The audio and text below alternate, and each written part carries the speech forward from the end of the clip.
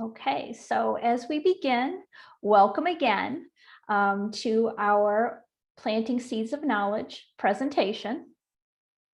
I would like to introduce our presenters, and I will do that in alphabetical order. So Jessie Ambrose has been a behavior curriculum intervention specialist with Cuyahoga DD for 13 years. Prior to that, she was a classroom teacher for students with disabilities for 10 years. Dr. Rick Cirillo earned his PhD from Syracuse University and received postdoctoral training at the University of Rochester and Case Western Reserve University. He has served as the Chief Clinical Officer at the Cuyahoga County Board of DD for 17 years, where he oversees the Behavioral Health Supports Department. And finally, Missy Kuhn is a licensed independent social worker who has worked at Cuyahoga DD for nearly 7 years. Missy is currently a supervisor in the Behavioral Health Department, and prior to working for the board, Missy worked in the field of child welfare and early childhood mental health. So Rick, if you'd like to go ahead and begin. Sure, thanks, Stephanie. Not seeing the slides yet. Okay. Go ahead. How's that? Can you see the slides now? It just came on, thank you. Yeah. So hello, folks. There will be two parts to our presentation tonight. The first part, I'll be talking about some basic concepts that underlie positive methods. You're jumping ahead a little there, Stephanie. Yep. Sorry about that. Yeah, it's okay. I'll be talking about basic concepts which underscore positive methods for behavior support. And then in the second part of our presentation tonight, Jessica and Missy will be talking about different ways to use positive supports to prevent and address challenging behaviors at home. Next slide, please. So at the very outset, we just want to say a few words about just the nature of caretaking for a person with a developmental disability. You know, one of the things that working for the board for many years, you can't help but notice is the amazing amount of dedication and effort and that goes into raising a child, and certainly raising a child who has a developmental disability. It's something that never really cease to be amazed by. And so part of what we would like to do today is just take a minute to talk a little bit about some of the things that people have identified as particular challenges for parents. A lot of what we'll be talking about, or at least a lot of what I'll be talking about today, relates to a certain way of understanding people. It's going to be drawing from a field of knowledge known as trauma-informed care. And one of the things about that particular area is that the things that I talk about really apply to your kids, but they also apply to all of us. It relates to the way we think about our world, our relationships, how we make sense of things, and when we struggle, how and why we might struggle. And so I hope you'll keep that in mind, that the concepts we talk about today really apply to pretty much everyone. And so getting back to the idea with the challenges for parents, these are just some things that I had found that really rang true based on my own experience. I found these from Boston University. So things such as a parent having a question in their mind of, am I doing enough? Am I doing what is right? Fear because maybe you perceive your child is going through difficult times or suffering. And one thing that I think we hear all the time in one form or another is, you know, what will the future hold for my child when I'm not here? And it's just a very real and difficult thing for many parents to think about. Part of the process for some people can also involve a grieving type of process where, you know, most of us, when we think about having a child, we imagine certain things. What is it going to be like to have a child, and what will some of those experiences be, and so on. And so for some folks, there can be something akin to grieving, where many of the dreams maybe that you had for a child, you're finding you're not able to help them realize. Maybe the experience itself of being a parent is just seems different than you would imagine. And again, this is something that many parents go through. Stephanie, next slide, please.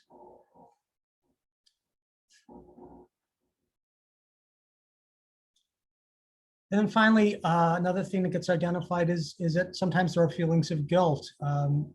We're all human, parents are just human, and we can only do what we can do. We don't have full ability to protect our children. If you have other children, you have a spouse, it might very well be the case that you just don't have as much time, and you can't do all the different things that maybe you would like to do with them.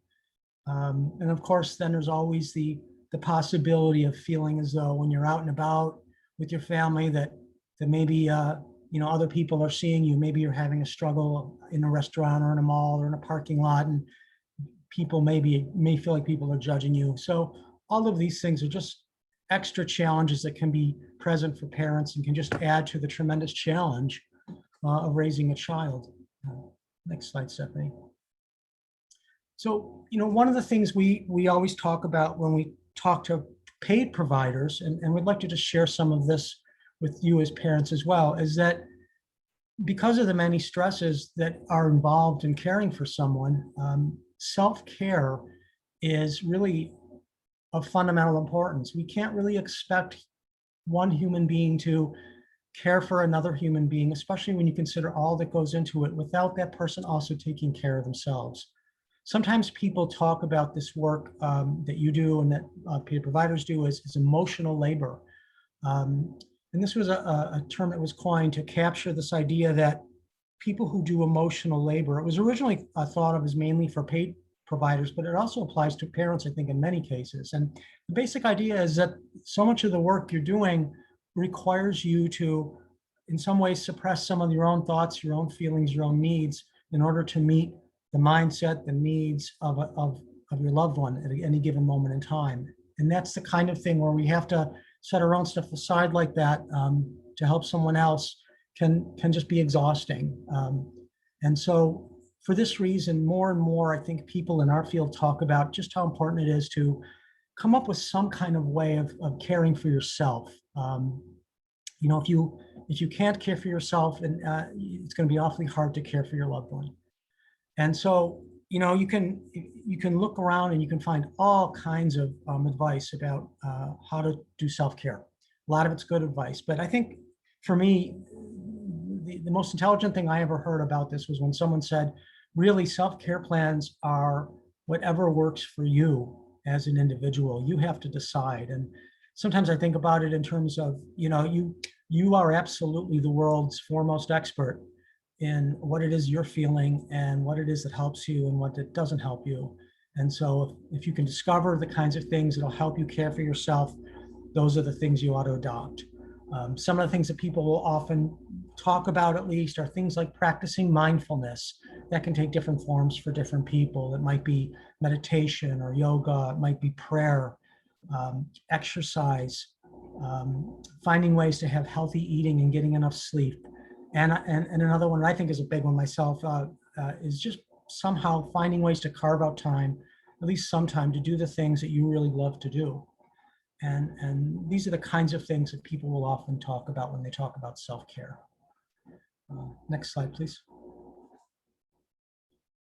So behavior support, the way we do it at Cuyahoga TD, and that will be, you'll see some of that will be woven into the presentation tonight.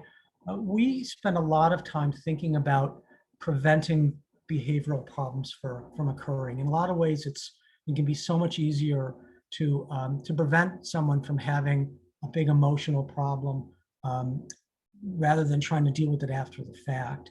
And so we try very hard to support people and prevent issues from happening by trying to find out and understand what their emotional, social, and developmental needs are, and then finding ways to help create environments that match up with a person's needs and their preferences.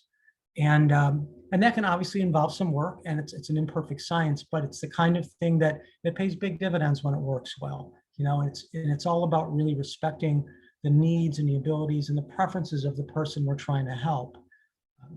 We oftentimes will get involved in linking people to other services. Maybe they need to see a prescriber for a condition they have, or maybe there's a certain sort of recreational program or something that might be really useful for someone. We do a lot of that at the board. We provide a lot of support and consultation to caregivers. And another thing we increasingly try and do is really balance neurodiversity, or an appreciation for neurodiversity, with the need for change. And I think that, this is something that in recent years has become more and more of a topic, especially when involving people with autism spectrum disorder, I think, where the idea is that many people who have an autism spectrum disorder will say in one way or another that, this is who I am, and I'm comfortable with who I am, and I don't necessarily want to be fixed. And it's kind of, in some ways, almost kind of a radical message, but it's one that, can resonate in a lot of ways. And so part of what we try and do is really balance that appreciation for the uniqueness of the person and what they're telling us about who they are, and then balancing that with the need for change, which sometimes, certainly does happen. And so that finding that balance is often a big part of what we think about. And finally, so much of what we do related to these things are really guided by what are called trauma-informed principles. And Steph, you can go to the next slide. Trauma-informed principles, another way it's often referred to as trauma-informed care. What it really is it's a way of understanding people, trying to understand what their emotional and related needs are. And it really kind of comes from a combination of some of the traditional fields that have guided our work. So developmental psychology, social work, teaching and special ed, neuroscience increasingly, psychiatry, all these fields have contributed something meaningful to understanding how trauma impacts people and how that can help inform how we support people, and also how we just think about human psychology in general. And again, as I was saying at the outset, a lot of what we are going to be talking about tonight really can apply to everyone. In fact, the trauma-informed care approach to doing things, you really don't have to have a history of having been traumatized to benefit from the types of recommendations and activities that come out of it. Some people talk about it in terms of like universal precautions.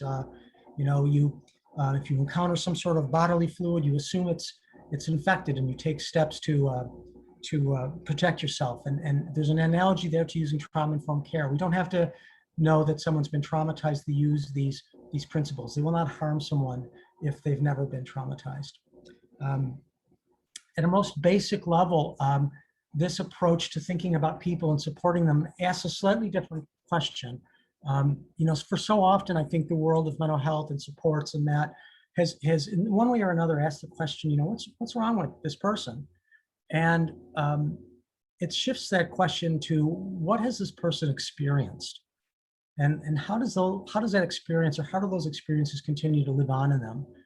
And when you have that kind of a lens as you're trying to work with someone to understand someone, it tends to lead you to ask different questions, and it tends to make it far easier for us to have empathy for a person and to try and understand what they're really going through. And then that leads us to different ways of trying to support them. Next slide, please. So where did this whole emphasis on trauma come from? Well, it came from many places, but one place I want to just highlight briefly because it's such an unusual piece of research. There was a study called the ACE study, Adverse Childhood Events Study. And it's just so noteworthy. I think this was a big driver in adopting a lot of the trauma-informed methods because it was so compelling. So in a nutshell, what this study was, it related to, in the mid-90s, there were some docs operating a weight loss clinic. And they were finding that they were working with people who were insured with Kaiser insurance. So there were a lot of, like, middle-class people, average age in their 50s. And they were finding the people were in fact losing weight. And then they were also finding, though, that a number of people would then gain the weight back. And it was strange because when they talked to them, they were finding out that it seemed as though somehow that weight loss was threatening for the individual, in some cases sexually threatening for the individual. And they wanted to study that further. And so they partnered with the United States Center for Disease Control, and they did this very large study. And essentially what they did was they mailed out these questionnaires that asked basic questions about things that happened to them or might have happened to them when they were children. Those things were adverse childhood events. So they asked the people questions about just yes, no questions. Did anyone ever mistreat you? Did someone in your household have mental illness? Was someone incarcerated? Did you ever witness someone being violent towards your mom or your stepmom? Questions like that. Did anyone ever abuse you? Were you neglected? So there was 10 basic questions centering on abuse and neglect. And what they found is then, now remember, these are people they had been working with in a clinic. So they had all kinds of health data on them. And this questionnaire asked them, did any of these things happen to you as a kid? And when they got the results back, and this is based on about 17,000 people, so it's a large number of people, they found just some amazing findings. And if you go to the Centers for Disease Control and you go on their website, you will find just all kinds of information about this study, as you will all throughout the internet. I'm just going to very quickly highlight just a couple things. First of all, they found that 2 out of 3 people experienced at least one of those events as a kid. So that was kind of surprising. These events related to abuse, neglect, they were not uncommon. It was happening to about 2 out of 3 participants. And again, these were folks who, they were, middle-class people who had healthcare. And then what they found is that there was just an incredible relationship between the number of times that someone answered yes to one of those questions, one of those 10 questions, and the impact it had on them as adults. So they compared how many times they answered yes to one of those questions, and they compared it to their health status as adults. And it was just incredible. There was a very direct relationship between the number of things that happened to them as a kid and the impact it had on their health, their mental health, different kinds of social indicators of well-being. So just for example, if a person had 4 or more of those things happen to them as a kid, there was 66% prevalence of depression in women, adult women. This is not just being blue, this is more depression. 35% in men. And that compared to only 12% of people with depression if they didn't have any of those things happen. So a huge increase. If a person had more than 6 of those adverse events happen to them as a kid, they saw a 5,000% increase in suicide attempts as an adult. And the story kind of goes on and on. There's increased rates of teen pregnancy, of problems at school, problems on the job. And then there's very much health indicators as well. So increased incidence of cancer, stroke, diabetes, just an incredible relationship between those events and the likelihood of some of these adverse outcomes occurring as adults. And it led some people in the healthcare community to say that really adverse childhood events are the #1 public health crisis that we have. It's these experiences that some kids are having, and then the impact that it has on them throughout their lifespan and in so many cases. Next slide, please. So how's that doing that? Like, what's the relationship there? Well, this is this pyramid here I took from the Centers for Disease Control. This is how they think about it. And at the bottom of that pyramid, they talk about the historical trauma, the generational embodiment. So in other words, people's histories contribute to the social conditions that they then find themselves in, which is the next rung up. And those social conditions then for people who've had historical generational traumas are more likely to then include new adverse childhood events for the kids that come along. And so kids experience more of those things. And when they experience those kinds of events, the abuse, the neglect, the extreme stress, it has a way of disrupting the development of the brain. And that, of course, depends on their age, but overall, there is an impact, a real impact on neurodevelopment. That in turn then leads to different changes in their social, emotional, and cognitive abilities. This then is associated with the adoption of health risk factors. So people might do more smoking, they might do more drinking, they might turn to drugs more, they might do more thrill-seeking and dangerous behaviors. And these various things contribute then to the next rung, which is disease, disability, and social problems. And at the very top there in yellow, we see early death. They estimate that, based on this research, that if you had 6 or more of these things happen to you as a kid, on average, you lose about 20 years of lifespan on average. So the ACE study has had just a tremendous impact. It's been replicated in other places and continues just to be studied and continues to very much influence our field to this day. Next slide, please. So obviously, when we're talking about those events, we're talking about stress and what role does stress play? Well, some level of stress we all know is inevitable. We all experience stress and it's actually normal. And to a certain extent, stress is helpful. We cope within what is sometimes described as a window of tolerance. In other words, if our stress is too little, we might not be prompted to do things we really need to do. If our stress is at sort of the right level, we tolerate it. It's in that window of tolerance that has a way of prompting us to take appropriate actions. It also prompts us to learn new skills. But if our stress is too intense and it falls outside of that window of tolerance, that's when we really start to see big problems then. So for kids, when they have developmentally appropriate levels of challenge or stressors, that's actually very healthy. That's how they learn. When they overcome things that they can overcome, that they have a chance of overcoming, it has a way of increasing their coping skills, making them stronger. But when those stressors are too intense, such as these things that we described with the ACE study, and they're just so much bigger than the kid, then coping skills, they will break down. And when these things are extreme or repeated over time, the nervous system simply becomes overwhelmed.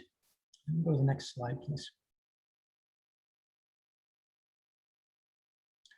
And so an overwhelmed nervous system does all different kinds of things. We can think of behavior as an adaptation.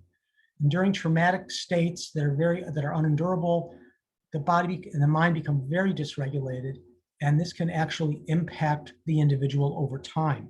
And I'm going to show you just here a brief video that just kind of underscores the importance of the appropriate level of emotional attunement between even just a tiny little baby, right from shortly after birth, very young in life, the importance of being attuned to adults and having the appropriate kinds of back and forth.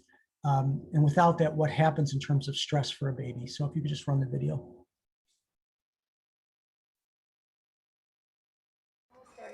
Babies this young are extremely responsive to the emotions and the reactivity and the social interaction that they get from the world around them. This is something that we started studying 30, 40 years ago, when people didn't think that infants could engage in social interaction.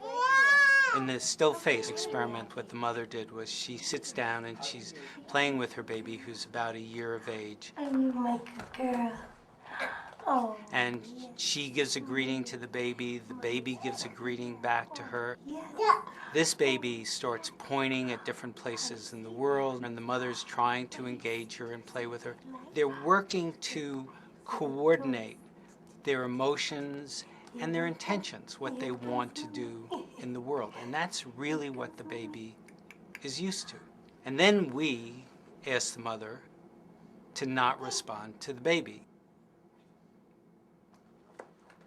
The baby very quickly picks up on this, and then she uses all of her abilities to try and get the mother back. She smiles at the mother. She points because she's used to the mother looking where she points. The baby puts both hands up in front of her and says, "What's happening here?" She makes that screechy sound at the mother, like, "Come on, why aren't we doing this?" Even in this 2 minutes, when they don't get the normal reaction, they react with negative emotions, they turn away, they feel the stress of it. They actually may lose control of their posture because of the stress that they're experiencing. Okay. I'm here. And what are you doing? Oh, yes. Oh, what a big girl. It's a little like the good, the bad, and the ugly. The good is that normal stuff that goes on, that we all do with our kids. The bad is when something bad happens, but the infant can overcome it. After all, when you stop the still face, the mother and the baby start to play again. The ugly is when you don't give the child any chance to get back to the good. There's no reparation, and they're stuck in that really ugly situation. Thanks, Stephanie. You can advance the slide. So you get a sense there from very early in life, the brain is developing in that baby, and it's encoding the experiences that it's having as a child. And you saw the quick return to everything is okay when the mom reacted. And as the doc said at the end there, the real issue is when there's no repairing that happens. And so you can imagine that when kids are growing up in settings where they're not attuned and their needs are not being mirrored back to them and met, what might happen over time as a child experiences that kind of disconnection when they so bad need that connection. You can think about what that baby was showing too in terms of what's known as fight, flight, or freeze. And this is a big part of understanding, again, how we react to stressors. Our body has evolved to survive, and it really evolved around physical threats that require a rapid response. So, very early in the evolution of people, our bodies developed in such a way that when we anticipate or perceive a real threat, bodily changes will happen. Our blood pressure goes up, hormones are released into our bloodstream, blood goes to our striated muscle. Basically what's happening is that our body is ramping up and saying, something very bad is happening right now. We've got to get you out of this now. And it's all about preparing your body for action. And one of the things that's interesting about that is that when they studied this in people in laboratory, they find that the higher brain functions, those parts of our brain that make us most human, our ability to think carefully, to reflect on our own thoughts or reflect on our own emotional states, our ability to withhold responses or withhold gratification, our ability to use language. Those are all things that kind of make us human and special versus other animals. Those things have a way of becoming somewhat silenced to a certain extent when the person is in that flight or flight mode. And what that essentially means is that more primitive structures of our brain take over in those moments. So when we're really in flight or flight, our behavior has a way of becoming very coarse. Our thinking becomes less nuanced, less reflective. So even just looking at that baby, you saw how it didn't take long and her whole body was out of whack. She was writhing and screaming and moving her arms around. And of course, we've all gone through periods in our own lives where we've lost our temper, and we've seen others, and we can see again what happens to behavior. When there's no hope of escape from that danger, what can happen is that if they're truly in the jaws of the lion, so to speak, people then in some cases will physiologically shut down and literally just kind of freeze. And then when these kinds of things are happening, if they continue to happen, if they're truly traumatic in nature and there was no control, or they continue to happen over time, what you can get is a dysregulation of our bodies that lasts beyond the trauma. Normally, when the stressor has gone away, eventually our heart rate returns to normal, we calm down, our thinking comes back online, and we can maybe think about what happened. But with repeated instances of trauma, what can happen is that there's dysregulation of our hormones, and they may never really quite return to where they were supposed to be. And so then people go forward in life with a somewhat dysregulated body and nervous system, and that then can create a whole other host of problems for them. Next slide, please. So this is just a very quick little video. It's a very well-known video in our field, and it just shows, this doc just shows a real simple model of what I just described in terms of how the brain is sort of organized and what happens when we lose control. So if you just play that, please. One of the most rewarding experiences for me has been to study brain science and apply it to the experience of parenting. And the hand model of the brain that I use to teach parents is very useful to understand that. So if you take your thumb and put it in the middle of your palm, put your fingers over the top, this is a very useful model of the brain. And when we can actually see in front of us what's going on in the brain, then we can change what the brain does. So let me walk you through very basically what happens in this brain and the structures in it. And it goes like this. The spinal cord comes up representing the wrist, and then you have coming up into the skull the brain stem and the limbic area, which work together to help regulate arousal and your emotions and the way you have a fight, flight, freeze response. These are below the cortex, the limbic and brainstem areas, and the cortex is this higher part of the brain that allows us to perceive the outside world, to think and reason. And this frontmost part of the brain, right behind your forehead, so the person's oriented like this, is actually the part that regulates the subcortical, limbic, and brainstem areas. This regulation is very important because sometimes we can have all sorts of things happen in our life. We're tired, we're exhausted, someone pushes a particular emotional button, and we can flip our lids. So rather than being tuned in and connected and balanced and flexible, we can lose all of that flexibility, even lose moral reasoning, and act in ways that are terrifying to others, including our children. Now, you can actually bring yourself back online and come back to the high road and make a repair with your child, and that's important to explain to them. And you can also use this hand model of the brain to explain to children, even as young as 5 and 6, how to understand when their emotions are rising up from the brainstem and limbic areas here, and how it's overriding the prefrontal area and making it so they may be about to flip their lids. So I've had kids come tell me that they're about to go flip their lids and they need a break. They need a timeout. And by even just naming that, they can tame it. And that's the power of using the hand model for ourselves and our children to help us all make sense of what goes on in the emotional communication that we have in the course of day-to-day life. Next slide, please. So when we put all that together, the ACE study and some of the brain science and so on, this really led a lot of folks in our field to start to rethink about how we understand development, and certain concepts either emerged or were really strengthened. Maybe existing concepts were strengthened. It's these concepts that really underlie so much of the way we try and think about doing behavior support, and are things that can be very useful, we believe, also for parents to be aware of, and because a lot of these kind of a lot of them really lead to some pretty direct things that you can actually do. So one of the big things is choice or control. You know, if you think about trauma, why would we emphasize choice or control? Well, if you think about the nature of trauma, ultimately it relates to having lost control. Something was happening and you were not able to control it. If you were able to control it, it really wouldn't have been traumatizing.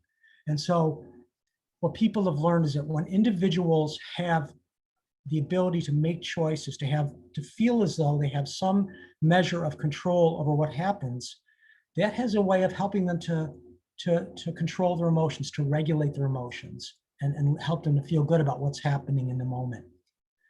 Similarly, being heard and validated. You know, think in terms of your own life and times that people have listened to you, or maybe people have not listened to you and just dismissed what you've said. No, none of us like that. And it, you know, it relates to providing day-to-day care to kids or adults as well. Being able to demonstrate to them that we did hear them. We might not agree with them, and we might still have a problem with what's happening in the moment, but at least if we can find ways to help them know that they've been heard and have feelings, basic feelings being validated, that is a very important thing for a person's own emotional well-being. Finding meaning is another one. When people are able to find meaning in their day-to-day lives, that a way of understanding what's happening, something that provides them with a focus, maybe something that provides them with a sense of accomplishment. Finding ways to help people find meaning. They don't have to be profound ways, but just simple ways that can go a long way towards helping people, again, feel good about their lives, feel good about themselves, regulate their emotions. Similarly, being involved in engaged relationships. In fact, really engaged relationships form kind of the foundation for all of this stuff. If people are social beings by their nature, and they have to have that engagement in relationships to some extent. And many of the things that people talk about doing to help someone and to support them work best when they're done in the context of a nice, comfortable, engaged relationship. Fun is another thing that increasingly is talked about even in the world, even in the professional world. Just the ability for people to just enjoy themselves and have a good time. It can just contribute so much to the overall quality of life and can lead towards fewer problems with behavior if people are experiencing enough of that kind of fun and enjoyment. We also talk a lot about, and this relates to the meaning thing, we talk about interdependence. We, of course, in our field, we talk a lot about helping people to develop independence. It's a very good thing. People learn how to brush their own teeth and balance their checkbook and do all kinds of things so they can be independent. It's a great thing. But what we sometimes forget is that human beings also really thrive when they are living in a world where there's more of an interdependence. And what that really means is that they're able to accept help at times, but they're also able to give it. So again, it kind of in a way goes back to that idea of meaning. That is that I think of myself as someone who is a help to other people. Yes, sometimes I get help, but I also have the experience of feeling helpful and doing things for other people. And it's a very, very good feeling. It's a very healthy feeling. And it's the kind of thing, again, where a lot of the planning and thinking we do relates to trying to help people create that kind of a world and create those kinds of relationships. We also talk a lot about helping people to develop resilience. This is another concept that very much came out of trauma. And the idea with resilience is really just that not everybody is impacted to the same degree as others when bad things happen. And there's a number of things that seem to go into resilience. But some of the main ones really are for children is when they have that trusted adult in their world. There's studies out there that show that even kids who have gone through very, very difficult environmental problems, maybe part of war and stuff, if they have that adult in their world that it serves as a buffer between them and what's happening, that serves to be like really the most important piece of helping kids to display resilience. And then finally, and of just fundamental importance is that that of safety, that people need to feel basically safe. And we talk about safety in terms of not only physical safety, no one's hurting you physically in a moment, or you're not experiencing physical pain, but also social safety. Do you feel comfortable with the people around you? Do you feel reasonably like you belong and are part of that? Moral safety relates to, am I not being asked to do things that I know are wrong? The things that are asked of me, I can agree with. I think they're okay. And the rules seem understandable to me. They're more or less the same for everybody. They're fair. And then psychological safety, that relates to a little more abstract. It relates to, am I experiencing things inside that may really causing me trouble? Am I experiencing extreme anxiety or depression?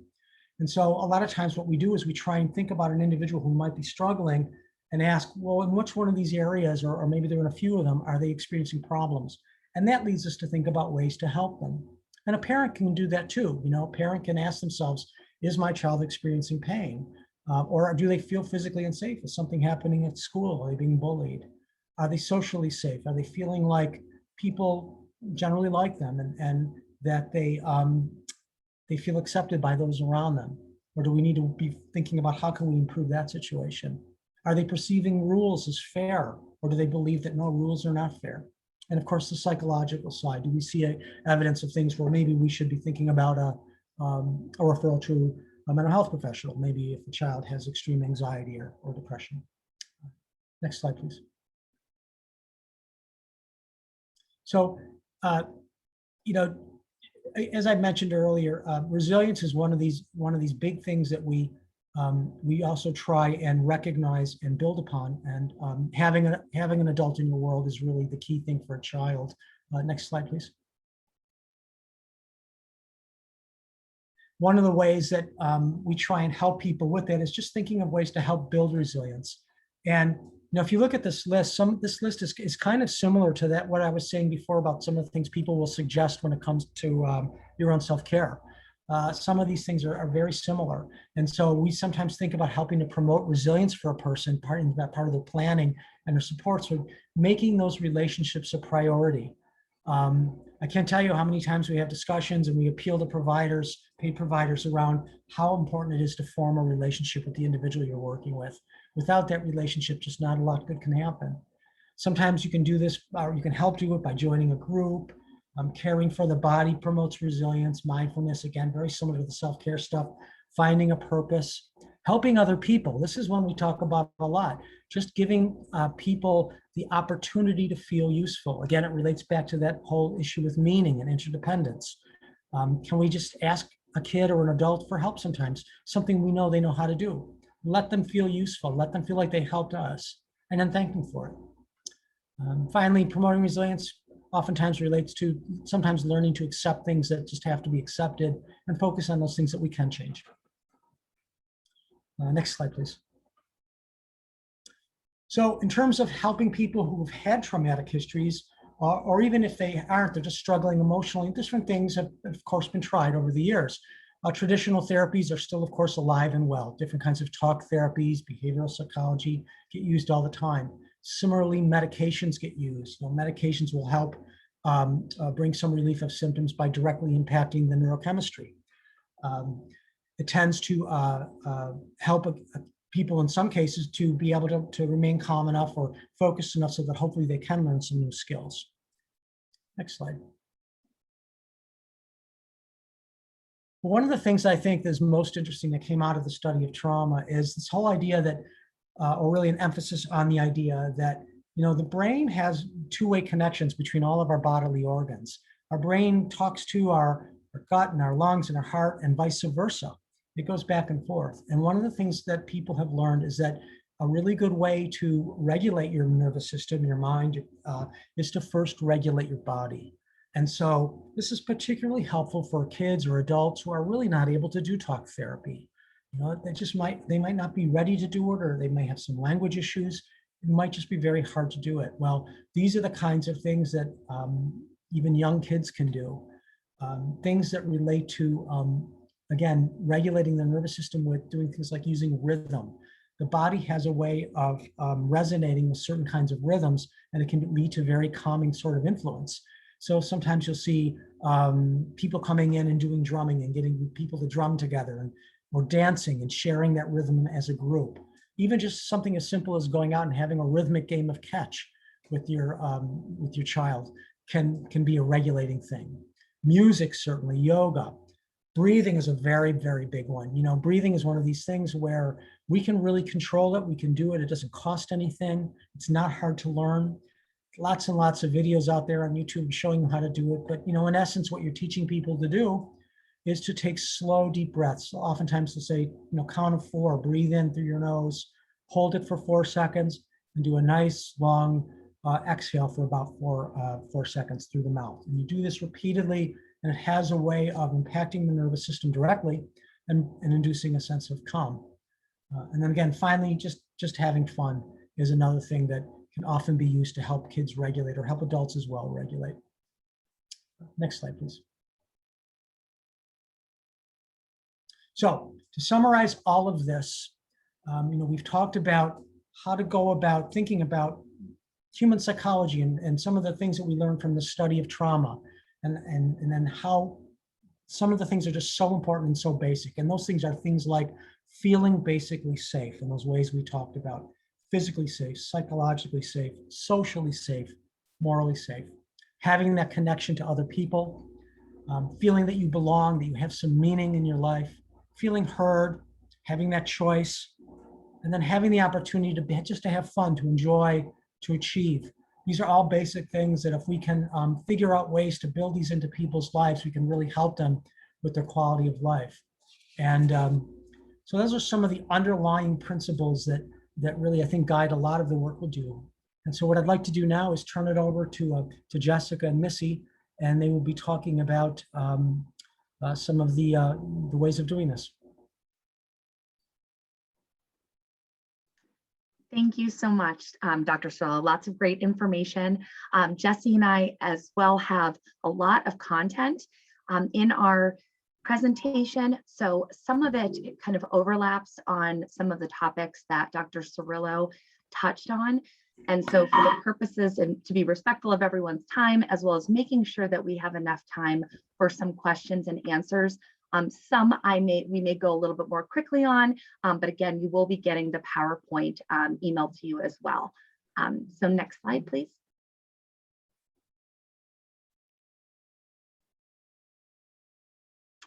So just to start to go over some of the basic principles that frame some of our work, we believe that positive behavior supports can be effective for everyone.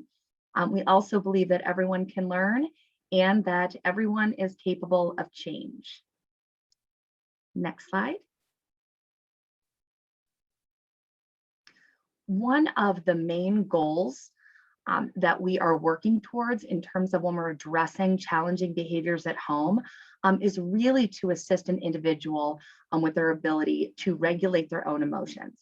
And so 4 components of that Dr. Cirillo really kind of touched on already really are within the concepts of basic trauma-informed care. So number 1, and one of the most fundamental, as Dr. Cirillo said, is that feeling of safety. And that includes not only physical safety, but those other aspects of safety that he had touched on. Another is having a sense of control for all of us as human beings, wanting to have choice, wanting to have autonomy, feelings of predictability. We know what's coming next, increasing our independence. Again, all key that play a role in developing our emotional regulation. Thirdly, having a sense of purpose. So being involved in meaningful, preferred activities that we're actively involved in and engaged in that bring us a level of joy. And fourth, feeling connected to others. So again, the importance of those positive relationships, supportive, reciprocal relationships that we have with our loved ones and others in our social circles. So again, the ability to regulate our emotions is going to naturally increase someone's ability to control their impulses, as well as increase their ability to then engage and connect with others. All of that is going to decrease some of those behavioral challenges. Next slide, please.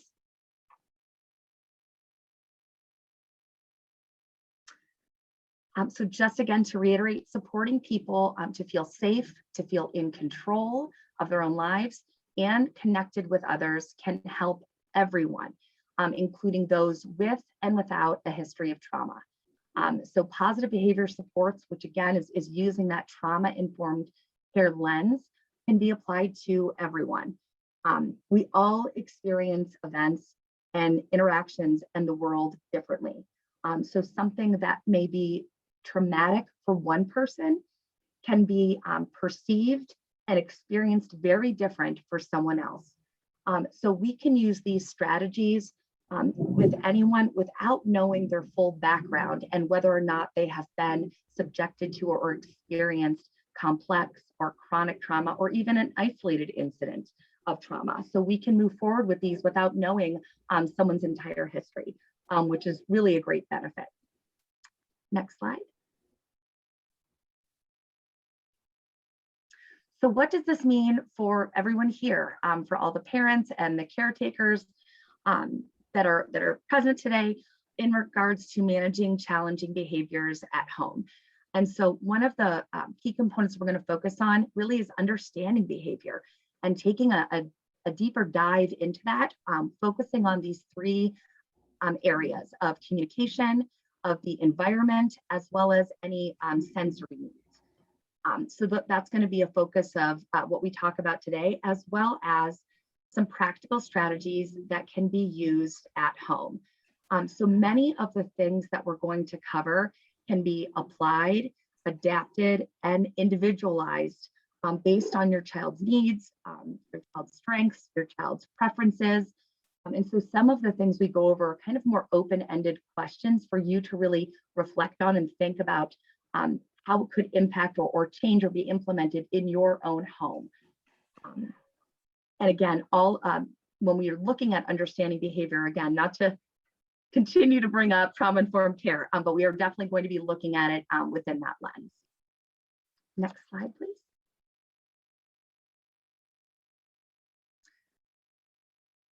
So challenging behaviors. We ask ourselves in this work, this challenging behavior is serving some sort of purpose, most likely for the individual. And part of that challenge then for us as the professionals or as the parent or as the caregiver is to kind of go through that discovery process of what purpose is it serving? Because oftentimes it is meeting a need for that individual. And so one could be a learned behavior, that they know they have learned that will control or change their environment. So for example, as a young child, I have learned that if I start screaming when I'm in this environment, I know, and I've learned that mom and dad are going to remove me, right? We're going to leave the store. I'm going to leave this room. And so that can be used for a means of escape or can be used for a means of avoidance. But I have built this pattern and have learned that if I engage in this behavior, even though it may be maladaptive, I know it's going to get the result that I actually want.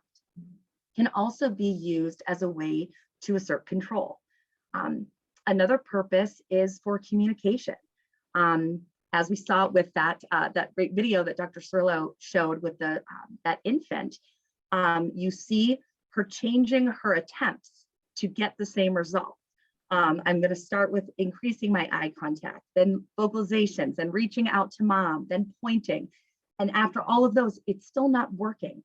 So many times we may have missed maybe those early signs of someone trying to communicate a need to us. And so what we notice then is now when it's gotten so far that we can't ignore it anymore, because now the person is engaging potentially in aggressive behavior or self-injurious behavior or property damage. Now they have our attention, right? But maybe we missed A, B, and C, those other steps of when they were trying to communicate a basic need to us. This can be especially true for people that may have very limited verbal or expressive language, or have limitations in their ability to demonstrate body language that could communicate to us what they need. Another purpose can be to get attention. As social beings, we like attention and we want to be connected to others, even if that attention is negative. Next slide, please. So to focus on kind of our first topic of communication, there's a variety of different definitions of how we look at that. So here is just a few. To impact, pass along, or transmit, to be connected, a passage or a way to get one place to another. Communication is also a learned behavior and can occur in many ways. Most people, when we think about communication, oftentimes the first thing that comes to mind is verbal communication. Well, that is one of many modes of communicating, and actually verbal communication is only 30% of communication. And the next slide will go through a little bit, some more examples. And so the opposite of communication is obviously miscommunication. And I can just speak for myself. I know when I don't feel heard, or I feel like what I'm trying to communicate is being misperceived or misunderstood, that can be incredibly frustrating for all of us. That can also lead to conflict, and then can also lead to just behavioral challenges. I've attempted to communicate this need this way and this way and this way, and my last resort now is to demonstrate it this way. And now I'm getting someone's attention.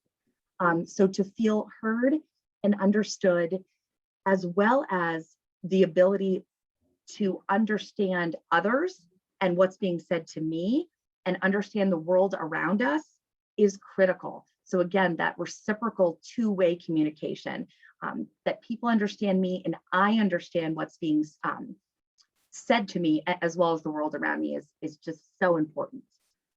Next slide, please. So some of these modes of communication, again, verbal, saying words, sounds, utterances, as well as picture exchange or written language or picture selection. So the use of visuals, use of choice boards, use of first and then, Also augmentative and alternative communication devices, or AACs. We are lucky that we are in a world where there is so much technology that continues to boom and grow. We're learning new things every day. There's new devices coming out. And so having these AAC devices that actually can output voices for individuals that can, you can type in information and it can actually speak for you. Of course, there's also sign language, the use of gestures, bringing or pointing to objects, bringing objects to you, eye gaze or eye contact, facial expressions, nodding, yes or no, shaking of the head. Also, using our bodies, running towards something, or contrary, running away from something. What is that communicating? It can also be a combination of all of these. Or I'm sorry, not all of these, but a combination of more than one of these that people are using to communicate. And I think the importance is that we are valuing the intent of the communication and willing to accept the message, no matter what mode of communication that someone is using. Next slide, please. So we feel very strongly that all behavior is communicating at some level something. There is some underlying message in the behavior that we are observing. And so diving a little bit deeper into what is the behavior telling us about the person and what they need. And so one way that we do that is really looking beyond the labels. Labels are important, right? We need to have a common shared language to really identify the behavior so that we all understand it and we're defining the behavior the same way. But it's also important then to look a level beyond that to guide our response and to learn about what is the behavior telling us, what is the need, what is the message, and what is the function. So again, I don't want to suggest that labels aren't important, because they are, especially for our kiddos when we're working across systems, right? Some individuals have very large teams, and if we're working together to get a handle on or to come up with recommendations and strategies to work towards a behavior that's maladaptive, let's say aggression, we all need to be on the same page about what that aggression looks like. So that label is certainly important, but we also want to be able to take another look at it and dive a little bit deeper. Next slide, and this next slide will kind of demonstrates what we're talking about. So we love labels. We love labels in this field. And so these are very common labels that probably many of us have heard or many of us have read. They're also very common in use in schools, whether that's in IEPs or MFEs. And so again, the label's important, but looking beyond that label about what the underlying possible message can be. And this is going to be individualized.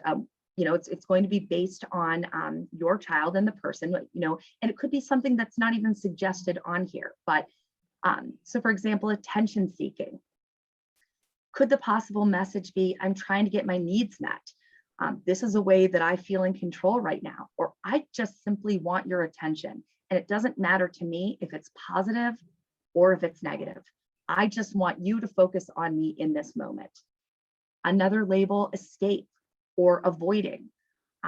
Maybe the possible message is, I'm just not interested in this, or this is kind of overwhelming and I just need a break, or I'm confused. There were too many steps given at once and I need things to be slowed down and simplified. Maybe there's just too many demands at once and I'm feeling overwhelmed. Another is refusing tasks. So again, can't talk enough about control, but another message might be, again, this is how I have control right now, is by refusing this task, or I feel limited in my choices. Maybe I actually do want to engage in this, but this is a way that I can make a choice, even if it's not one that I would actually prefer, and I'm just going to refuse to do it. Or I feel powerless, and this is a way to exert some power. And And lastly, manipulation, or someone's being manipulative. Again, this can be, this is a way I've learned that I can get my needs met, or again, a way that I feel control in this situation. Next slide, please.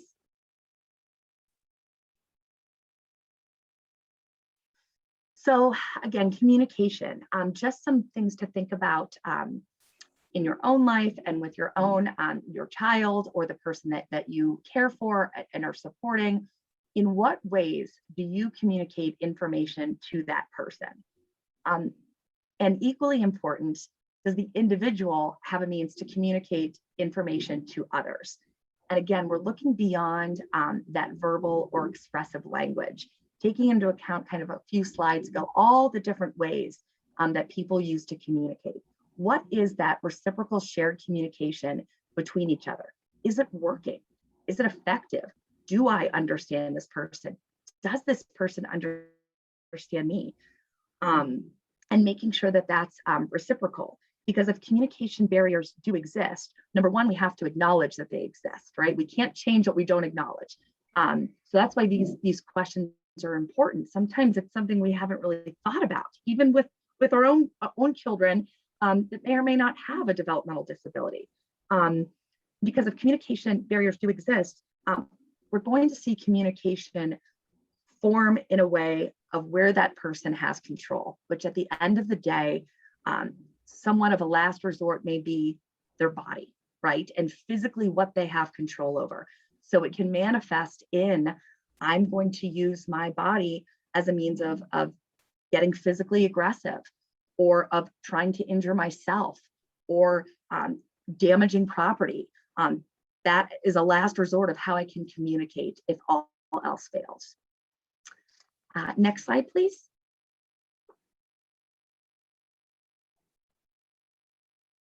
So again, all communication, it is critically important that we value what people are attempting to say or attempting to communicate. We use the word say here, but again, it doesn't always mean verbally speaking. It's also important to assign meaning to the listener and to the speaker, and then to shape, to be socially appropriate, to be understandable to others, to be functional, while also meeting the person's needs. And so one example of this is, I envision my son when he was a toddler, and maybe he attempted to communicate with me that he was done with this puzzle, right? But maybe I missed those signs. And so then it leads to, I'm picking it up and I'm throwing it across the room. And so me providing that language of, oh, we are all done. I hear you now. We are all done with that. Again, so assigning meaning, giving language, and then modeling that for appropriate, or if it's the using of a visual, all done, or sign language, all done. But again, whatever the mode is, to provide that language in a more functional and appropriate way. Next slide, please. So communication, relationships, and coping, again, I think this applies to all of us.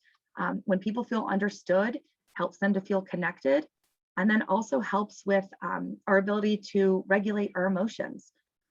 Being misunderstood or ignored leads to inaccurate attributions, blaming, can increase frustration and loneliness, and can also lead to challenging behaviors.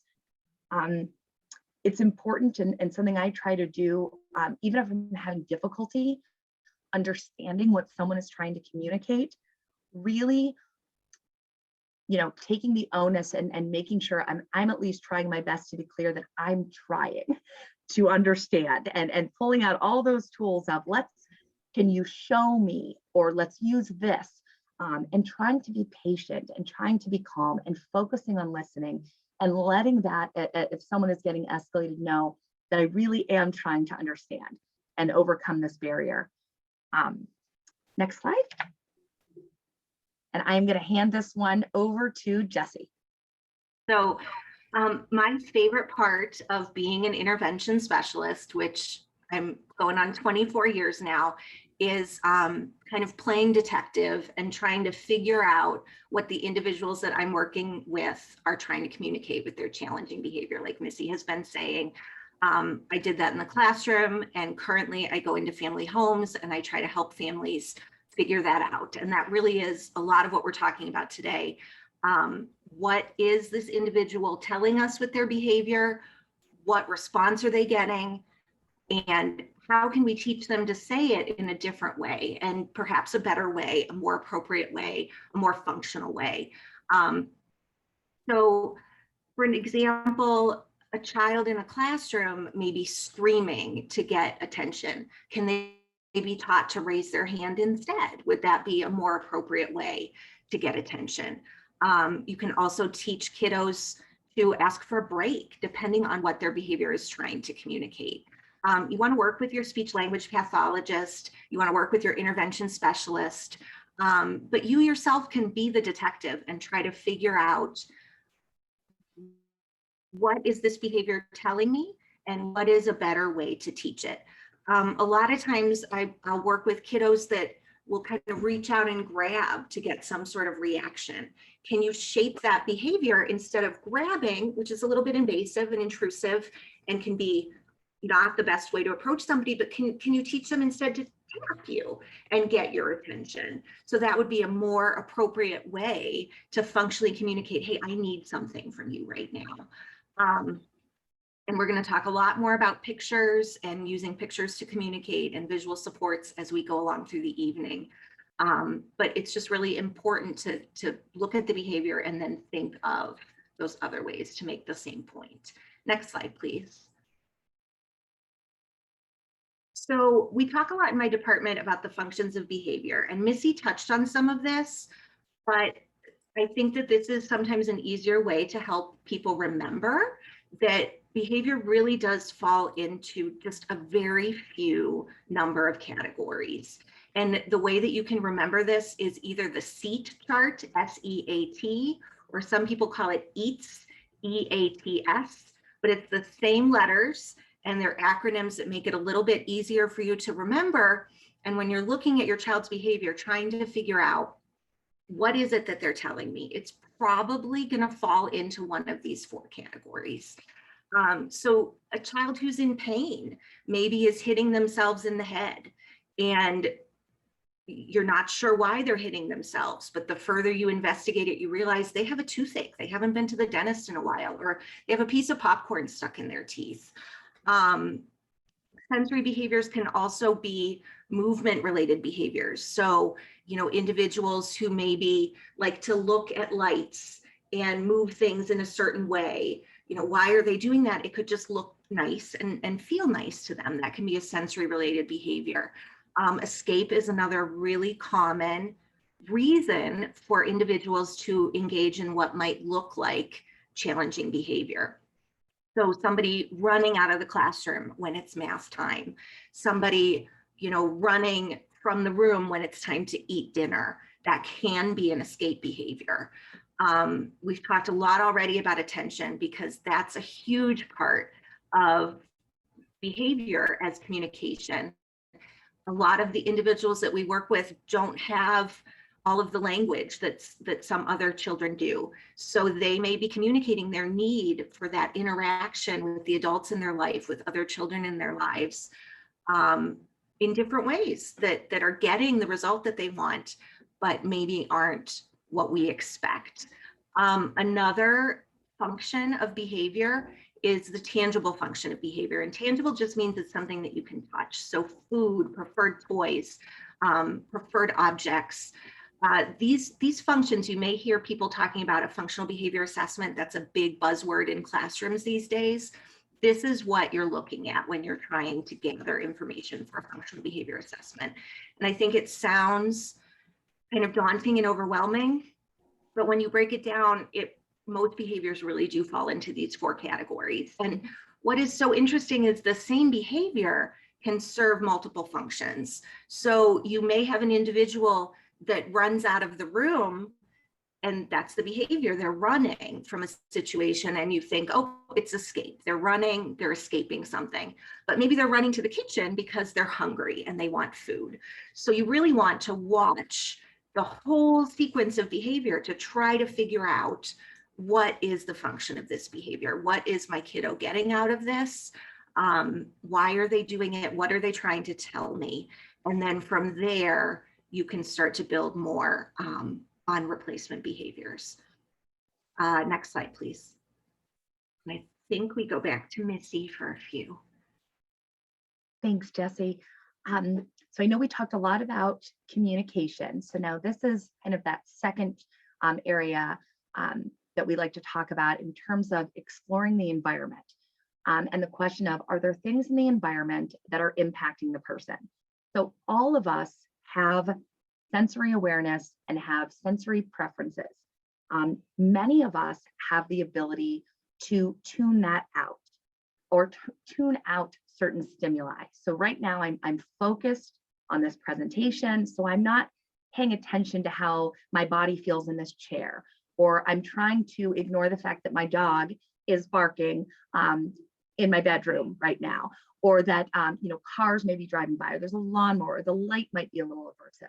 Like, I'm focused in the moment and I can kind of tune those things out. Some individuals that we work with, especially those that have autism spectrum disorder, may have some clear sensory regulation issues, sensory functioning issues that may be impacting, and we may be unaware, but may be truly impacting their ability to function in certain environments.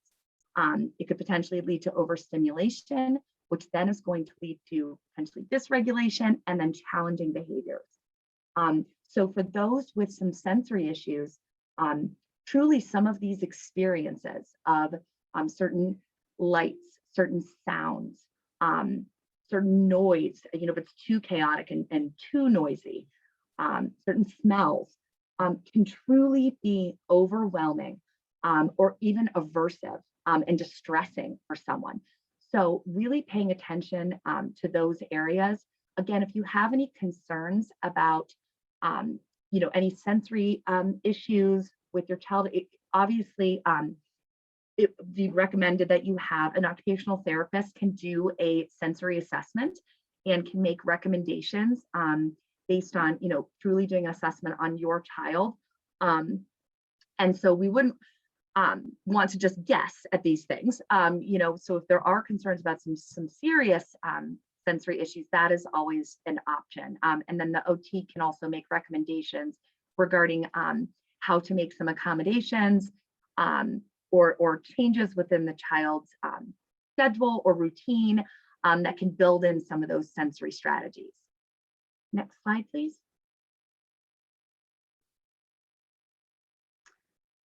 So de-escalation strategies.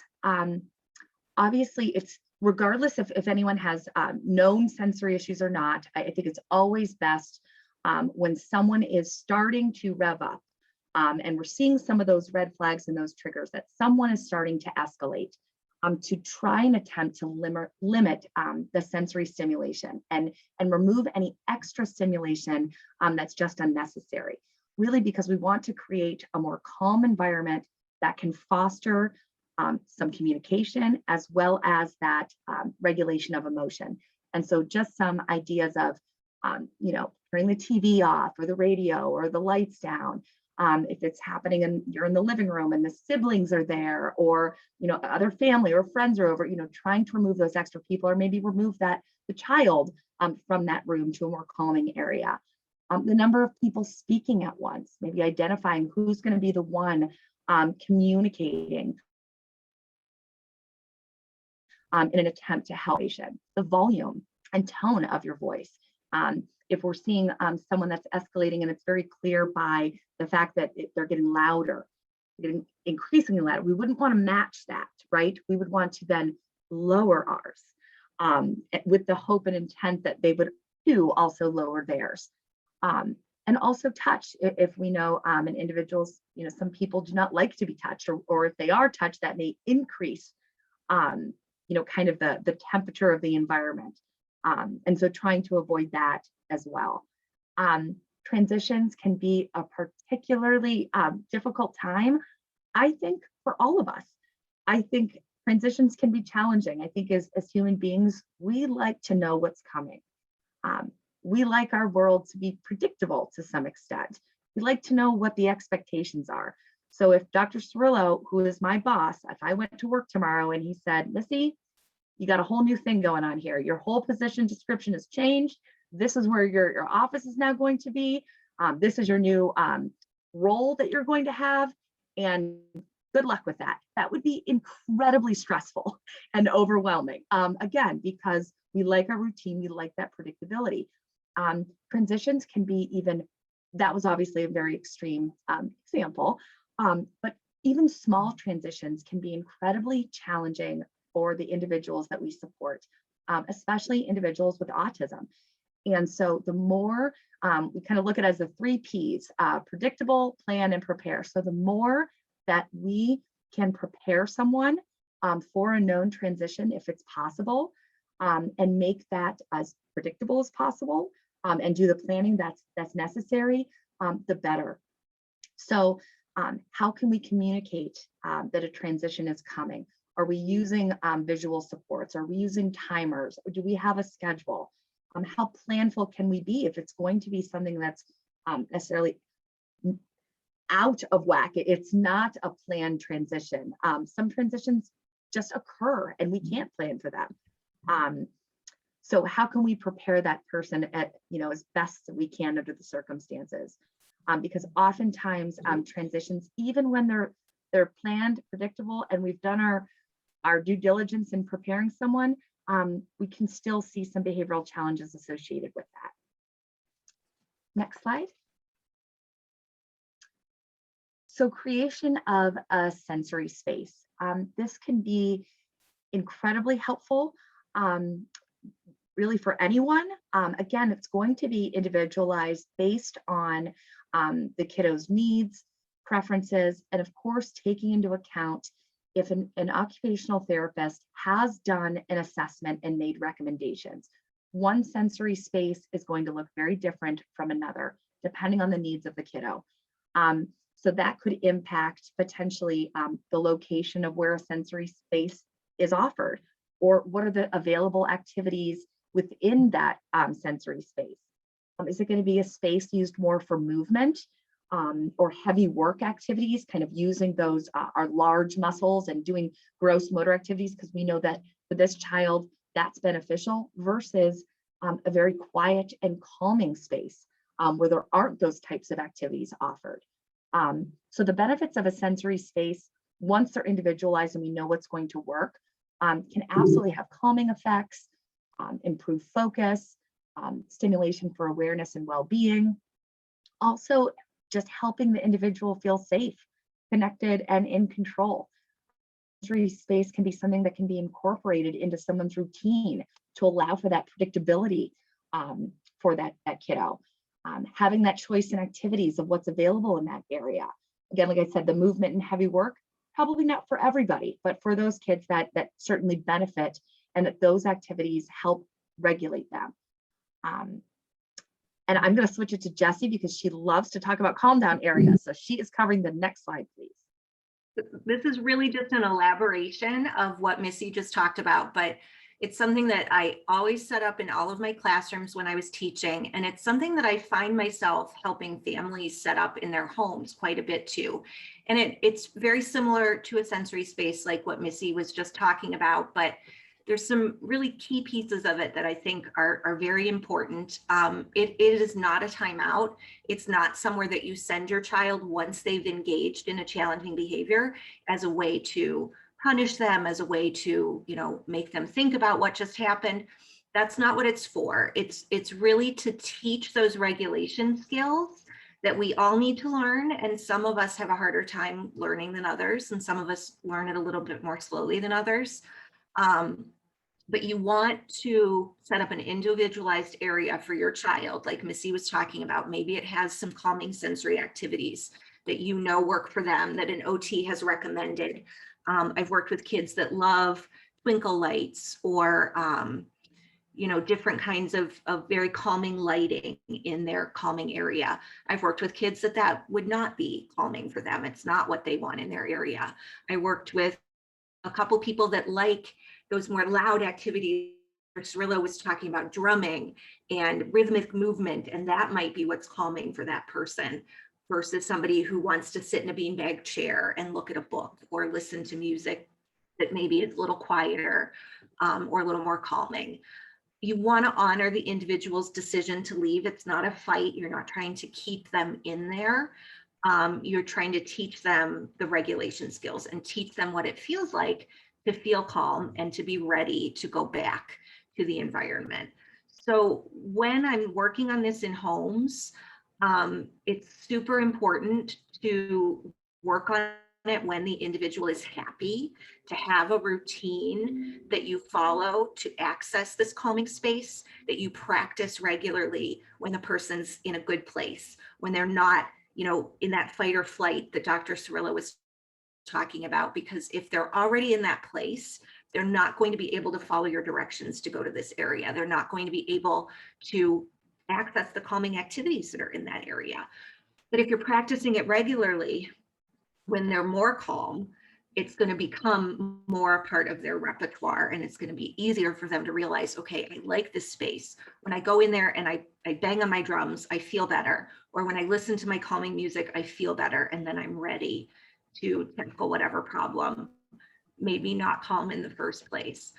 A lot of times I'll take a picture of the calming space once it's set up to kind of help the individual practice going to that space when they are happy. Because again, like Dr. Cirillo was saying, you lose a lot of your ability to understand and process language when you're in the heat of the moment.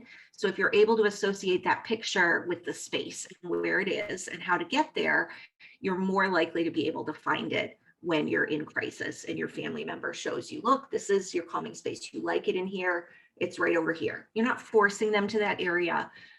You're not causing a physical battle about it, but you're letting them know it's here and it helps you. So everyone is different, and I think it's just really important to know your child and to figure out what may be calming to them. I've also worked with kids where we use video modeling once we've set up a calming space of what it looks like to, like, just taking a video on your iPhone or an iPad, what it looks like to access the calming area. Do I say, I'm mad, I need a break? Does my parent show me the picture and then I walk to that area, and kind of filming it out to help make it a little bit more predictable, like Missy was saying, and a little bit easier for kids to understand how to access that area. So that's my spiel about calm down areas. I think we're back to Missy for a few now. Thanks, Jessie. So kind of switching gears, choices. I absolutely love talking about choices. Well, Jessie and I both do, like talking about choices. So we had to make a choice on who got to talk about this. And this is something I often, I've said many times when I'm working with, paid providers and going into homes and I present, and it seems to resonate pretty well, that most of us have made so many choices already today, right? We decided when we got up, what we wore, what we ate for breakfast, how we were driving to work or to our first, if we had someplace to go today, what we ate for lunch, choice after choice after choice. And there are some individuals with developmental disabilities that have very limited opportunities for choice. And sometimes, many times it's no fault of anyone. Sometimes it's because of safety. Sometimes it's because of the routine and there's other children and we're doing things so we can make our day go as smooth as possible.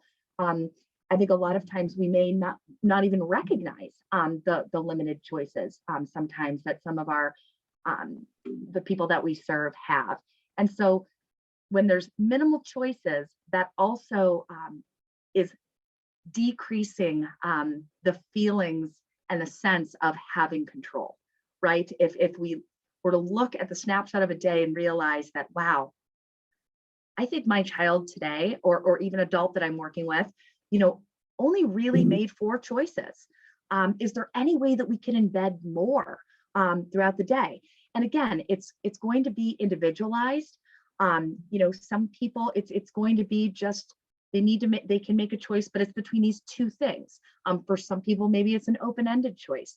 For some, it's opportunities for choice that are beyond just what the activity is, but maybe then choosing where we're going to do the activity or when it's going to happen or for how long. You can get really, really creative when it comes to choices and embedding more throughout the day. And again, it's just the positive outcome of this is that, again, these feelings of having a sense of control throughout your day, which is beneficial for everyone. Next slide, please. So again, choices, providing that sense of control. And learning how to make choices is a really important skill. Kids need to learn how to make a choice. It also is an opportunity to work on language skills and communication. Again, whether that's verbally or through the use of visuals or any of the other modes of communication. One key piece is it's not give an adult then giving up control, right? If we offer more choices throughout the day, that doesn't mean that then you have more control and now I have less. It's a matter of shared control, right? So the choices can be framed with you as the parent or caregiver or adult. I'm kind of framing what the choice options are. So there is still that level of control for both parties. By no means is it, okay, now every single thing, every day is going to be a choice. Absolutely not. That, first of all, that would be incredibly overwhelming, I think, for anyone. So we would want to, you'd want to look at what the current, routine and day-to-day looks like, and where are there opportunities that we can build more. Sometimes it's just starting small and then expanding on that. But again, it's not giving up our control. It's just having a different framework of offering more choice embedded throughout the day. Next slide. So offering choices. So here's just some ideas about how, really, sky's the limit. Being creative about what the choices are going to look like. Because there's lots of opportunities throughout our just natural day. So again, between activities, between people, or to a select sequence. So using first and then, this can be done for things that we all have to do, as well as the fun activities. So something as simple as, okay, you have to shower and you have to brush your teeth, but what do you want to do first? Does it really matter? No. So an opportunity for choice, to give some, empowering that child or person to make a decision, to refuse or accept, to do something when it's appropriate, where to do it. So something that has to be done, or even a preferred choice activity, which room should we do it in? Should we do it outside? Should we do it in the front porch? Should we do it in the backyard? Again, just getting creative with just small ways that they can implement a choice. How long to do it? So you chose that we're going to read this book. Should we do it for 5 minutes or 10 minutes? Again, these are just random examples, but you could break any one of these down into probably 10 to 20 different ways, with, and embedding that within your own current routine and schedule that already exists, without changing really anything else. Next slide, please. So again, questions to consider, to be reflective about what works for you, what works for your child, or those that you care for. Can we increase opportunities for positive connections throughout the day? And what would that look like in your home? Can we build more choices into the day? And how do we build on that? And again, starting small. And are the activities enjoyable, meaningful, and individualized? And that is all for me. And Jessie is going to take this presentation home. So on to Jessie. So this is just a kind of a reiteration of what we talked about with teaching communication. But I think it's really important to stress that you have to teach the individual what's known as a replacement behavior. And that behavior is going to make that same point, but it's going to make it in a more socially appropriate way. And it has to be taught. So if you are thinking, okay, I want to teach my kiddo to use a picture to ask for a break instead of, screaming and throwing themselves to the floor, you're going to have to really support them in the beginning to use that picture.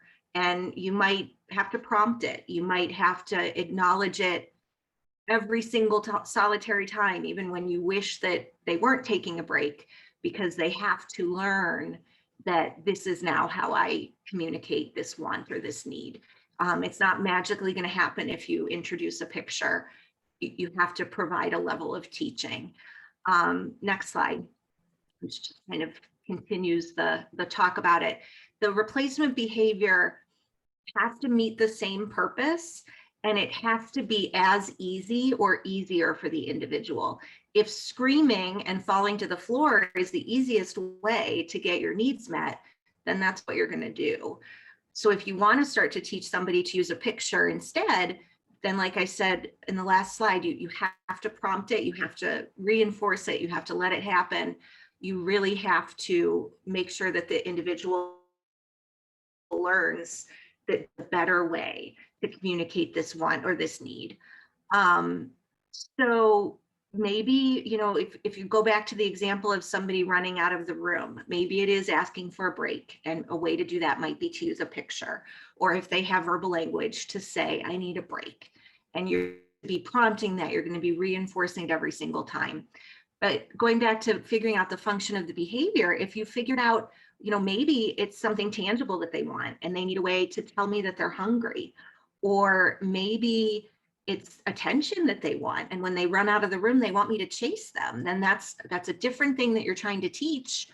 You might teach them to say, chase me or tickle me, or use a picture to say that. But you know, the most important thing is that you're giving them that other way to say it that's more socially appropriate and safer, and that you're making it really easy for them to get their point across in this better way, or they're going to keep reverting to the challenging behavior that gets their needs met. Next slide, please. So this talks a little bit more about the choice that Missy was talking about before. You want to pick your battles. You don't want to make every part of the day a struggle or a fight.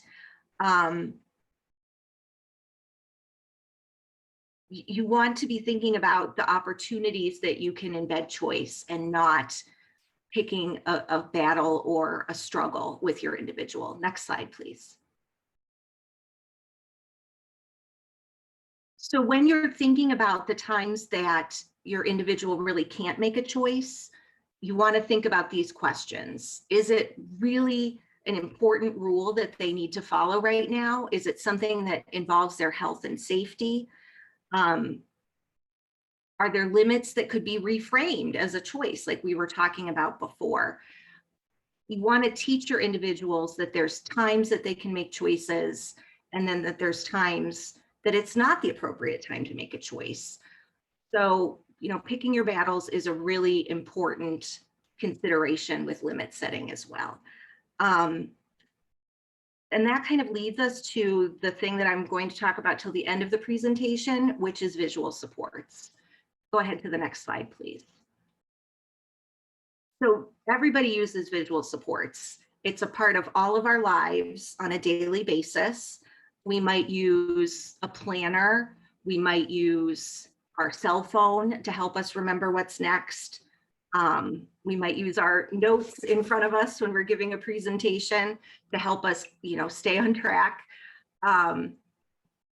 It's important to remember that, go ahead to the next slide. It's important to remember that we're all using visual supports throughout our whole life. Missy, would you be able to step in for a minute here?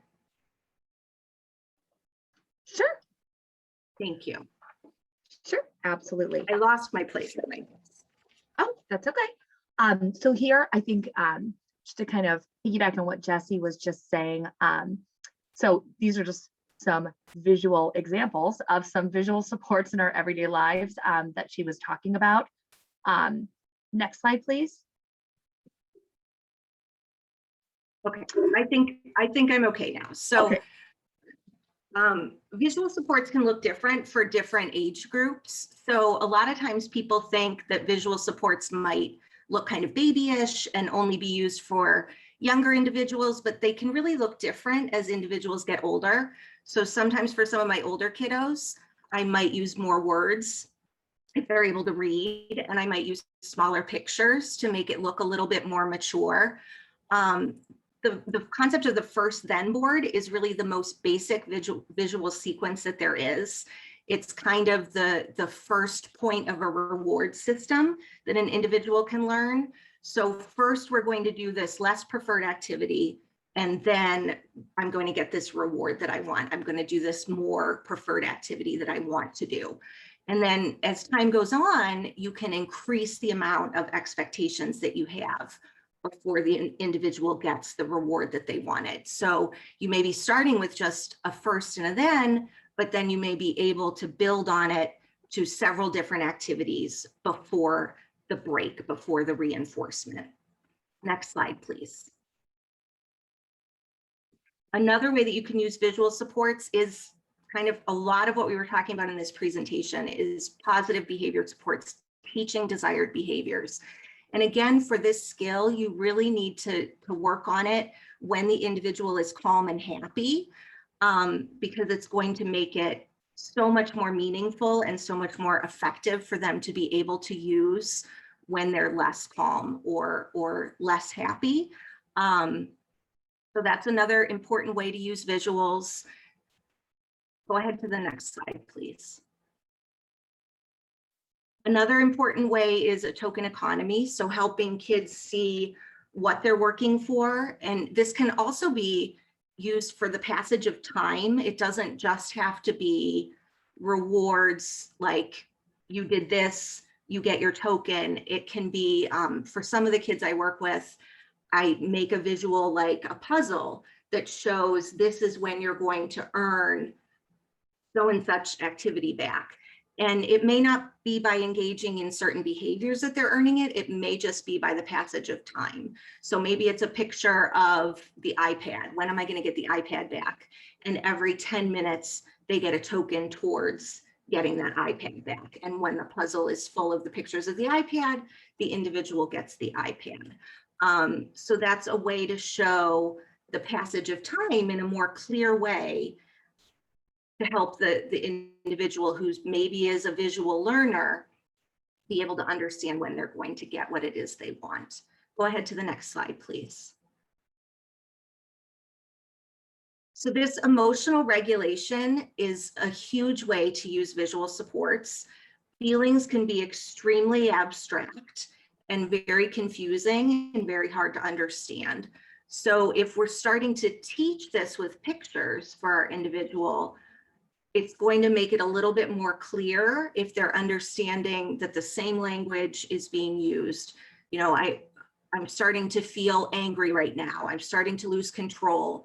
I'm starting to feel like I'm in the red zone right now. Whatever language it is that you're using, if you're pairing it with pictures, it's going to make it a lot more meaningful and a lot easier for the individuals with disabilities that we're working with to understand how to regulate themselves. And like I keep saying with so many of these things, you really have to practice these strategies when you're in a good mood. The things like Dr. Cirillo was talking about, you're not going to be able to access this learning part of your brain once you're already stressed. It needs to be part of your daily life so that it has some meaning and that you're able to access it. Go ahead to the next slide, please. Another really important use of visual supports is teaching activities of daily living. A lot of the kiddos that we work with have issues with executive functioning. So that means they may have a hard time remembering what comes next in a sequence. They may be halfway through the sequence and get lost and forget what comes next. For a lot of the kids that I work with, brushing teeth can be an extremely stressful activity. And I think a lot of times it's because it's not real clear when it ends. So if you lay out the steps with pictures and make it more of a consistent routine, a lot of times that can make it easier for an individual to know what's expected, to feel more comfortable in the routine, to know it's not going to last forever. and it can really help increase that independence. Like Dr. Cirillo was saying, we're always talking about increasing independence. Visual supports can be hugely helpful with that, with activities of daily living, as well as all of the other things we talked about. Go ahead to the next slide, please. Leisure skills are another thing that can be very abstract for a lot of the kids that we work with. You know, just go play. What does that mean? What does that look like? What do I play with? I don't really have a concept of what that is. So that's a great opportunity to use some pictures and to use a visual schedule. You know, what can I play with? Giving very specific examples. Sometimes I'll make for schools for recess, which is a super abstract time, a schedule of, you know, first I go down the slide 3 times, and then I go on the swing, and then I play with the tether ball with my friends. That makes it a lot more predictable and clear and less confusing and abstract for a lot of the kiddos that we work with. And you can do the same sort of thing at home. Sometimes I'll make a leisure schedule at home with a timer involved, and you can teach the kiddo to set the timer themselves, because not all activities have a really natural end. Doing a puzzle has a pretty natural end. Watching a movie has a pretty natural end. But, you know, playing with trains, how long am I going to play with trains? Am I going to play with trains for the rest of the day? Am I going to play with trains for the rest of my life? Setting a timer can make it much more clear that I'm just going to play with these trains for 5 minutes or 10 minutes. Go ahead to the next slide. So visual supports do not need to be fancy. This is something that I stress with a lot of families. You know, we can, as a department, as an agency, we can make visual supports with, you know, computer programs that we have, and some of them are expensive, like Boardmaker. Lesson Picks is another software program that's a little more affordable. We can make these, we can laminate them, they can look great, and that's great, but they don't have to look like that. They can be drawings on a piece of paper, they can be a dry erase board in the kitchen. A lot of times I'll tell families, you know, use your smartphone. That's usually with you.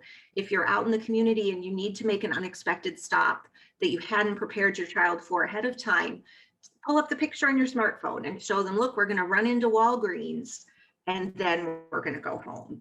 So that gives them a little bit more predictability. You can make some great visuals using just clip art or Google Images off the internet. I make a lot of visuals in PowerPoint or Word because they're easy to send to families. They're even easy to send to kiddos. You know, sometimes I'll make social stories, which is a whole different kind of visual support, but it can help understand what's going to happen next and what the rules of a situation are. Sometimes I'll make those just in PowerPoint, and I can send those right to the individual or their family, and they can pull it up on their iPad or on their computer. So it doesn't have to be something fancy. It is something that families can make themselves. I had one family that made their own grocery list by going through the ad and cutting out the pictures and then pasting it to a piece of paper so the young man could carry it around with him and know, like, we're getting bananas, we're getting cereal. It was very creative and very clear to him what the purpose of that grocery store trip was. Next slide, please. And that brings us to our question time. We do have about 15 more minutes. I don't know if any questions were added to the chat or if anybody has anything they'd like to ask now. I do think we're going to stop the recording for questions.